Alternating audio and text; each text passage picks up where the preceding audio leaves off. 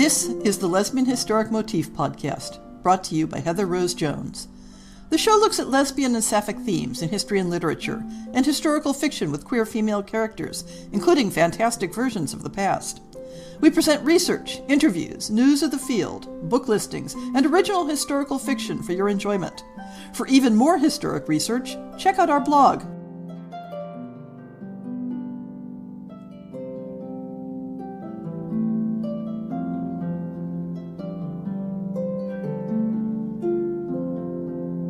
Usually, I like to intersperse the Tropes shows with other topics, but I realize that the show I'm working on about lesbians and the law is going to need more time for background reading.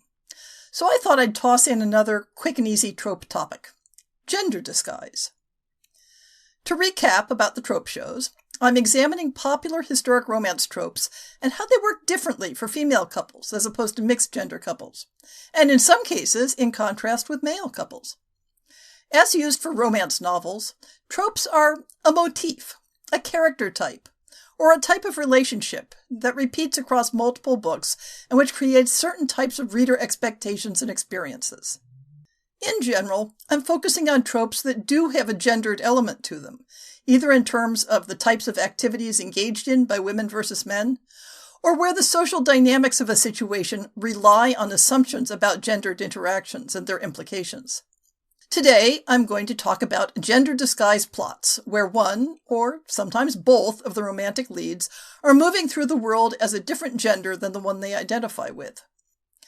I want to be clear that I'm focusing very narrowly on situations where the character considers what they're doing to be a disguise, usually a temporary one, and not situations of trans identity or gender transgression. Those are both important topics when developing sapphic historicals, but they're out of scope for today's discussion. So let us consider the gender disguise plot in male-female romance novels. Most typically, this involves the heroine disguising herself as a man, or often as a boy, to account for issues of physical appearance.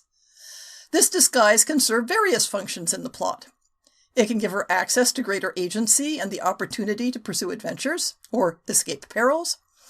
It can give her access to masculine social spaces that enable her to interact with the hero more closely than would be acceptable for a woman. And it can remove the assumption of romantic or sexual potential from her interactions with the hero. From a narrative point of view, another consequence of a disguised heroine is the introduction of the concept of male-male romance, within a framework where the reality of that possibility will be defused by a heterosexual resolution. When the hero is aware of the disguise, or becomes aware of it in the course of the plot, then the homosexual implications may be displaced onto the perception of side characters, who sense that there's something more than friendship going on. During the portion of the story where the hero is not aware of the disguise, that tantalizing possibility may appear as his confusion or ambiguity about his response to the heroine. Georgette Heyer makes creative use of gender disguise plots, as in The Corinthian, where the hero abets the heroine to cross-dress in order to escape an arranged marriage, with the two then having adventures and falling in love, traveling as a man and his young male ward, with the public masquerade put off until after the final scene, when the two kiss passionately in view of a coach full of travelers. More complexly, in These Old Shades, the hero is well aware of the heroine's identity when he first encounters her disguised as a boy, but he helps maintain the masquerade as part of a complex revenge plot until his strategy requires him to reintroduce her to society as a well-bred young lady. But the most complex disguise plot, and the one best illustrating the social implications, is The Masqueraders, in which a brother and sister both cross-dress in order to hide from political enemies, giving each social access to the characters who will become their romantic interests. Having a male character believably disguised as a woman, without making it a subject of ridicule, is something of a bold move. After all is revealed, the story acknowledges that his interactions with his beloved during the period when she believed him to be a woman were potentially problematic. But his recognition of this helps regain her trust. In summary, gender disguise within a male-female romance creates the illusion of a lack of sexual tension and a lack of social impropriety, while creating the reality of actual impropriety and the probability of suppressed sexual tension. This situation is reversed in most gender disguised plots involving two women. We once more have several variables. Is the non-disguised woman aware of the disguise? Are either or both of them awake to the possibilities of same-sex romance before they're thrown together? After all, in a male-female romance, it can generally be assumed that both characters are aware of the romantic potential of different sex pairings, but that can't always be assumed for same-sex pairings. So let's look at some possibilities. First of all, when one of the women is disguised as a man, that constrains the approved social interactions they can engage in. The disguised character won't have the automatic access to privacy and intimacy with the non-disguised character that another woman would be granted. So, either any courtship will need to develop along the same lines as it would for a male-female couple, or the disguised character may reflexively assume that she can interact as she would as a woman, resulting in misunderstandings or social scandal. If the non-disguised woman is aware of the disguise, she too may forget to behave appropriately for interactions with a man. If the disguised woman is aware of having a romantic interest in women, then the disguise may well be part of a strategy to further this interest. Or she may try to resist falling in love, knowing that the disguise means the other woman can't fully consent to the courtship. Alternately, it may be that unintentionally attracting the romantic attention of a woman, due to the disguise, is what awakens the disguised woman to the possibility of loving someone of her own sex. From the point of view of the non-disguised character, does she think she's falling in love with a woman or with a man? If she thinks that she's attracted to a man, then at some point when the disguise is revealed, there will be a reckoning, not only about the deceit, but about her emotions. If she is aware of the disguise, but had not previously been attracted to women, the illusion of interacting with a male character may create a space where she can imagine and act on same-sex desire. Or, in a different twist, what if she has only previously been attracted to women, and now is reconsidering that when she believes she's attracted to a man?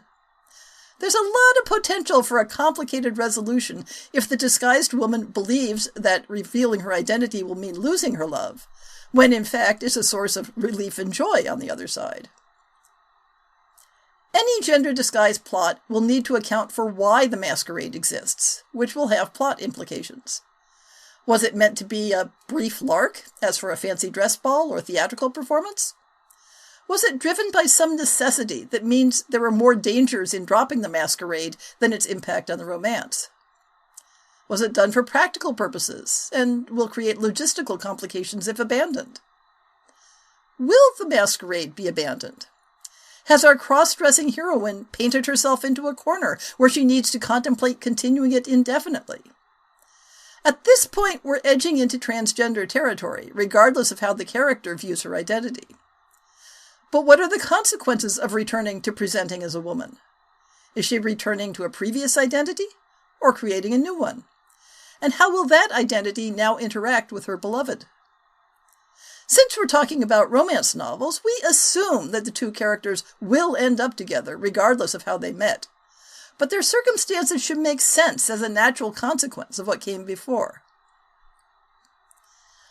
I don't always include a consideration of how these tropes work for male couples, but there are some interesting considerations to that aspect. For one, there were definitely historic contexts where a man disguised as a woman might intersect romantic attraction. Theatrical contexts are one obvious situation where the fuzzy border of play acting could provide space for negotiating something more serious. During various eras, cross-dressing was an accepted aspect of gay male culture, so the ambiguity between cultural cross-dressing and sincere gender disguise could create interesting plot possibilities. The same issues of knowledge, consent, and betrayal are present as for female couples, but perhaps with awareness of the greater social taboo for men. But conversely, the practical advantages of male cross-dressing are much smaller, so the motivation for doing so needs careful attention. Today, the use of gender disguise plots carries a number of considerations that might have been absent even as recently as a decade or so ago. Many readers will want to know that the story is not erasing, appropriating, or mocking trans identities. There's also a tricky line to walk between what your characters would reasonably think about gender identity and presentation within their own historic context, and how your readers think about those subjects today, with our broader views on gender identity and presentation. But the dynamics of gender disguise still offer some great fodder for romantic complications, if done in a thoughtful manner.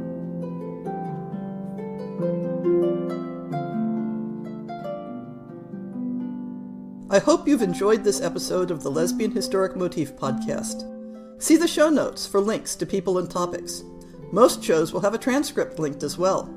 If you have a book announcement, a topic suggestion, or might like to appear on the show, please drop me an email.